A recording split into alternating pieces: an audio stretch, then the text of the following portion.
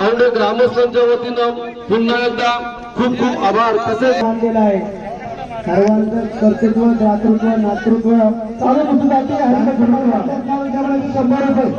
सर्वांनी आपापल्या परीने आपल्या गावचा उत्सव चांगले होण्यासाठी फुलना फुलाची पाकळी देऊन या ठिकाणी यात्रा उत्सव कमिटीला सहकार्य केलं.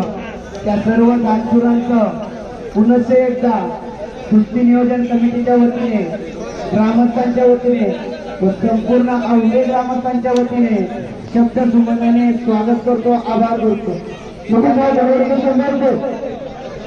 लाल लांगे दोन्ही पायाला निकाल लावलेला पैलवान प्रतीक देशमुख सडवलीचा आहे. आंतरराष्ट्रीय पैलवान आहे. त्यांनी जी कामगिरी केली हे आळकर दुसरा मुलगा आहे. त्याप्रमाणे अक्षय पवार आहे. आता अक्षय पवार या ठिकाणी खेळत आहे. मला तर वाटलं होतं खुर्च्या फक्त लिमिटेडच असते, पण ज्यावेळेस तिथे पैलवान खेळायला आले आणि त्यांच्या खुर्च्या पाहिल्या तर खऱ्या अर्थानं औंढे ग्रामस्थांचं कौतुक इतर मैदानावरती करायचा लोभ आणि मोह आवरला गेला नाही. कारण या मैदानात एक वैशिष्ट्य म्हणजे शिस्तप्रियता. या ठिकाणी प्रत्येकाला मानपान दिला जातो. याचा ज्या कुस्तीमध्ये जखमी झाला त्याला सुद्धा उपविले पाकिट दिले. पहिलं गाव महाराष्ट्रात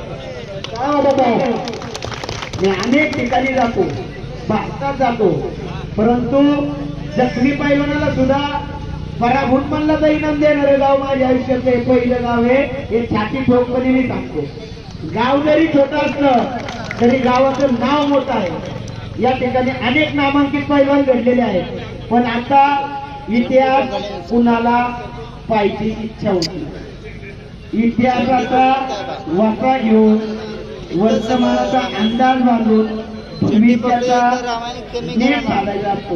पण हल्लीची तरुण पिढी नस्टर गँगवार तुला बघतो, तू माझ्याकडे का बघतो, अरे तू माझ्याकडे कुठं आहे म्हणून तुझ्याकडे बघतो. लोकांना हेवा वाटायला पाहिजे, अरे माझ्याकडे बघतो म्हणजे माझ्याकडे काहीतरी. मारुती भाऊ मानेचं उदाहरण सांगतो, गणपत आंदळकरांचं उदाहरण सांगतो.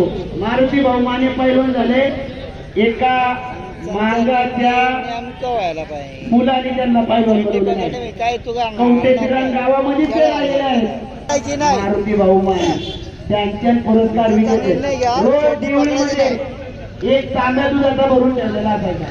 गावांची परिस्थिती एकदम होती, अन्न छत्र नव्हतं, तरी सुद्धा ग्रामस्थांनी मारुती भाऊला पैलवान बनवलं. हा इतिहास आहे आणि हा इतिहास तुम्हाला कुणीच सांगणार नाही. बाबा अरे अरे अरे अरे आपण रोज असतो ना. तुम्ही निवेदन ऐकण्यासाठी आलेलं आहे.